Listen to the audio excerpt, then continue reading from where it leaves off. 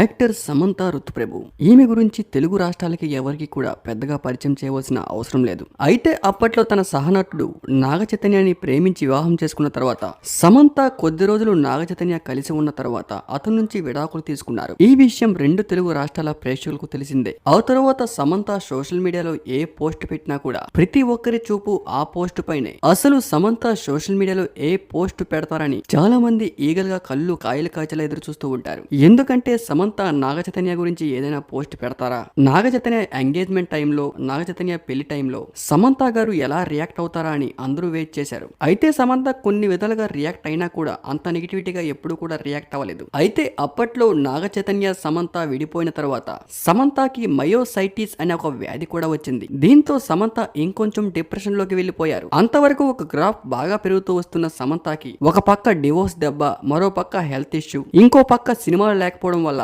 ఒక్కసారిగా సమంత మెంటల్ గా ఎమోషనల్ గా బాగా డిస్టర్బ్ అయ్యారు. దీంతో అందరూ కూడా సమంత పని అయిపోయింది అనుకున్నారు. సమంత గారు మాత్రం ఆ వ్యాధిని జయించి మళ్ళీ కంబ్యాక్ ఇస్తూ అందరినీ కూడా ఆశ్చర్యపడేలా చేశారు. ఒక స్ట్రాంగ్ ఉమెన్ లా సమంత ఎప్పుడు కూడా యాక్టివ్ గా ఉంటూ సోషల్ మీడియాలో ఎప్పటికప్పుడు పోస్టులు షేర్ చేస్తూ ఉంటారు. అయితే రీసెంట్ గా సమంత ఒక అతని ఫోటో ఇన్స్టాగ్రామ్ స్టోరీలో షేర్ చేసుకుంటూ హ్యాపీ బర్త్డే చెప్తూ, నువ్వు లేకపోతే నా జీవితం ఏమైపోయేదో తెలియదు, ఈ రోజు నేను ఈ పరిస్థితిలో ఉన్నానంటే దానికి కారణం నువ్వే, నీలాంటి వ్యక్తి ప్రతి ఒక్క అమ్మాయికి ఉండాలి అంటూ ఆ పోస్ట్ ని షేర్ చేసుకుంటూ సమంత గారు ఎమోషనల్ అయ్యారు.